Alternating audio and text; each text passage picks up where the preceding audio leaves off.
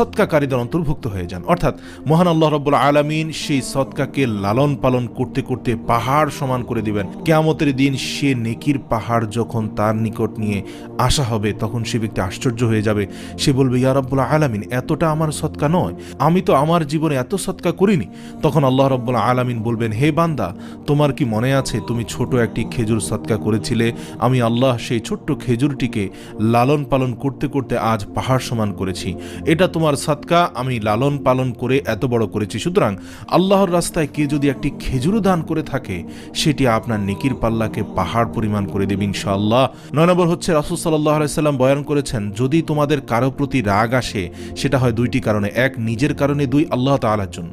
আজকাল আমাদের নিজেদের জন্য রাগ বেশি আসে, কিন্তু আল্লাহ তাআলার জন্য রাগ আসে না। যখন আপনার সন্তান ঘরে একটি কাপ ভেঙে ফেলবে, তখন আপনি তার উপর রাগ করেন, বকাঝকা করেন। আপনার সন্তান যদি স্কুলে না যায়,